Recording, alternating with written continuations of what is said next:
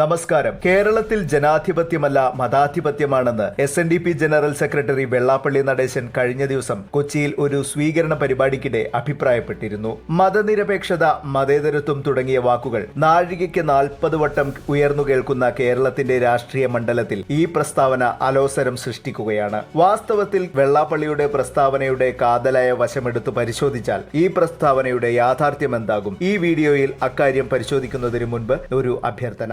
നമ്മുടെ ചാനൽ നിങ്ങൾക്ക് ഇഷ്ടപ്പെടുകയാണെങ്കിൽ ലൈക്ക് ചെയ്യുക, കമന്റ് ചെയ്യുക, സബ്സ്ക്രൈബ് ചെയ്യുക, പ്രിയപ്പെട്ടവർക്കായി പങ്കുവയ്ക്കുക. ഇഷ്ടമായില്ലെങ്കിൽ അക്കാര്യവും രേഖപ്പെടുത്താം. നിങ്ങളുടെ പിന്തുണയാണ് ഞങ്ങളുടെ പിൻബലം. SNDP യോഗം ജനറൽ സെക്രട്ടറിയായി 30 വർഷം പൂർത്തിയാക്കിയതിന്റെ ഭാഗമായി കൊച്ചി യൂണിയൻ നൽകിയ സ്വീകരണ യോഗത്തിലാണ് കേരളം മതാധിപത്യത്തിലാണെന്നും മതപണ്ഡിതന്മാർ ഭരണത്തിൽ ഇടപെടുന്നത് ദോഷം ചെയ്യുമെന്നും വെള്ളാപ്പള്ളി നടേശൻ പറഞ്ഞത്. സർക്കാർ വിവിധ പരിഷ്കാരങ്ങൾ നടപ്പാക്കുമ്പോൾ മതപണ്ഡിതർ അതിനെ ചോദ്യം ചെയ്യുകയും അത്തരം നടപടികളെ തടസ്സപ്പെടുത്തുകയും ചെയ്യുന്നു. സംഘടിത ന്യൂനപക്ഷ വോട്ട് ബാങ്ക് രാഷ്ട്രീയമാണ് കേരളത്തിൽ മുന്നോട്ടു പോകുന്നതെന്നും വെള്ളാപ്പള്ളി കൂട്ടിച്ചേർത്തു. കേരളത്തിൽ രാഷ്ട്രീയ പാർട്ടികൾ ഏറ്റവും കൂടുതൽ ഉപയോഗിക്കുന്ന വാക്കിലൊന്നാണ് മതേതരത്വം എന്നത്. പൊതുകാര്യങ്ങളിൽ മതമെന്ന സങ്കല്പത്തെ നിരാകരിക്കുന്ന രീതിയെയാണ് മതേതരത്വം എന്ന് പറയുന്നത്. യുക്തിസഹമായി ഒരു സമൂഹത്തിന്റെ വികസനത്തെ ലക്ഷ്യമിടുമ്പോൾ അത്തരം സന്ദർഭങ്ങളിൽ മതമേലാധികാരികൾ എന്നും മതപണ്ഡിതർ എന്നും പറയുന്ന ഭരണതലത്തിന് പുറത്തു നിൽക്കുന്നവർ അമിത കടന്നുകയറ്റം നടത്തുന്നത്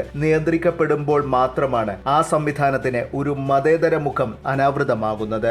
സമീപകാലങ്ങളിലെ ചില വസ്തുതകൾ പരിശോധിക്കുമ്പോൾ മതേതരത്വം എന്ന വാക്ക് കൈമോശം വന്ന കാര്യം പതിയെ നമുക്ക് വ്യക്തമാകും. 1-2 കാര്യങ്ങൾ പരിശോധിക്കാം. മതങ്ങളുടെ ഇടപെടലുകൾ വിദ്യാഭ്യാസ സ്ഥാപനങ്ങളിൽ നിന്നും ഒഴിവാക്കണമെന്ന ആശയം ഉരുത്തിരിഞ്ഞപ്പോൾ കേരളത്തിൽ നടപ്പാക്കാനായോ? ലിംഗസമത്വ ഭാവനയോടെ ഒരു വസ്ത്രധാരണ രീതി സർക്കാർ മുന്നോട്ട് വച്ചപ്പോൾ എങ്ങനെയാണ് എതിർക്കപ്പെട്ടത്? സമീപ ദിവസങ്ങളിൽ സ്കൂൾ സമയമാറ്റം നിഷ്കർഷിച്ചപ്പോൾ വിവിധ മതപണ്ഡിതന്മാരും മറ്റും സ്വീകരിച്ച നിലപാടുകൾ എന്തായിരുന്നു? അത് മതേതരത്വം അനുശാസിക്കുന്ന രീതിയിലായിരുന്നു. ഈ ചോദ്യങ്ങൾക്കെല്ലാം ഉത്തരം നിഷേധാത്മക സ്വഭാവത്തിലുള്ളവയാണ്. ഭരണനിർവഹണ രംഗത്തെ മതത്തിന്റെ കടന്നുകയറ്റമോ അമിതാധികാര പ്രയോഗമോ ആണ് ഇത് സൂചിപ്പിക്കുന്നത്. അതായത് മതേതരത്വം എന്ന കാഴ്ചപ്പാട് ഇവിടെ വാക്കുകളിലേക്ക് ഒതുങ്ങി നിൽക്കുന്നു എന്നു മാത്രം അർത്ഥം. അതായത് ഭരണം, വിദ്യാഭ്യാസം, നിയമം തുടങ്ങിയ രംഗങ്ങളിൽ നിന്നും മതത്തെ വേർതിരിച്ചു നിർത്താനാകുന്നില്ല എന്ന വസ്തുതയാണിവിടെ വ്യക്തമാകുന്നത്. അത് മതേതരത്വം എന്ന വാക്കിന് നേർ വിപരീത അവസ്ഥയുമാണ്.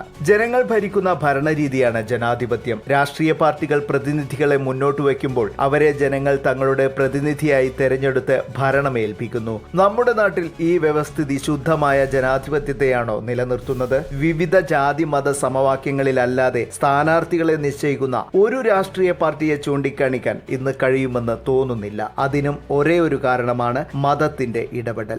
ഇങ്ങനെ ഒരു സാഹചര്യത്തിൽ മതേതരത്വം, ജനാധിപത്യം എന്ന വാക്കുകളുടെയെല്ലാം നിലനിൽപ്പിന്റെ ശക്തി നമ്മുടെ സമൂഹത്തിൽ എത്രമാത്രമാണെന്ന് മനസ്സിലാക്കാം. ഈ വസ്തുതകൾ പരിശോധിക്കുമ്പോൾ വെള്ളാപ്പള്ളി നടേശന്റെ പ്രസ്താവനയുടെ യാഥാർത്ഥ്യം വ്യക്തമാകും. ഇനി ഈ പ്രസ്താവനയോട് അനുബന്ധിച്ച് ചില രാഷ്ട്രീയ പാർട്ടികളുടെയും നേതാക്കളുടെയും നിലപാട് നോക്കാം. കേരളത്തിന്റെ മതനിരപേക്ഷ സംസ്കാരത്തിന് പോറലേൽപ്പിക്കുന്ന ഇടപെടലുകൾ ആരുടെ ഭാഗത്തു നിന്നുമുണ്ടായാലും അതിനെതിരെ ജാഗ്രത പാലിക്കണമെന്നാണ് CPIM സംസ്ഥാന സെക്രട്ടേറിയറ്റ് പ്രസ്താവനയിൽ പറയുന്നത്. വെള്ളാപ്പള്ളി നടേശന്റെ പരാമർശങ്ങൾ മുഖ്യമന്ത്രി പിണറായി വിജയൻ പറഞ്ഞു പറയിപ്പിച്ചതാണെന്നാണ് പ്രതിപക്ഷ നേതാവ് VD സതീശന്റെ അഭിപ്രായം. വെള്ളാപ്പള്ളി നടേശൻ നടത്തിയ വിദ്വേഷ പരാമർശത്തിൽ സർക്കാരാണ് മറുപടി പറയേണ്ടതെന്നാണ് മുസ്ലിം ലീഗ് അഖിലേന്ത്യാ ജനറൽ സെക്രട്ടറി PK കുഞ്ഞാലിക്കുട്ടിയുടെ നിലപാട്. വെള്ളാപ്പള്ളിയുടെ പ്രസ്താവനയിൽ BJP അഭിപ്രായം ഈ വീഡിയോ തയ്യാറാക്കുന്നതുവരെയും ലഭ്യമായിട്ടില്ല.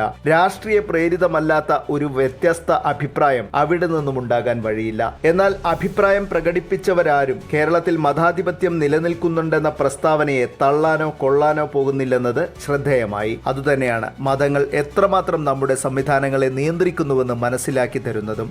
മറ്റൊരു വീഡിയോയുമായി വീണ്ടും കാണാം. നന്ദി, നമസ്കാരം.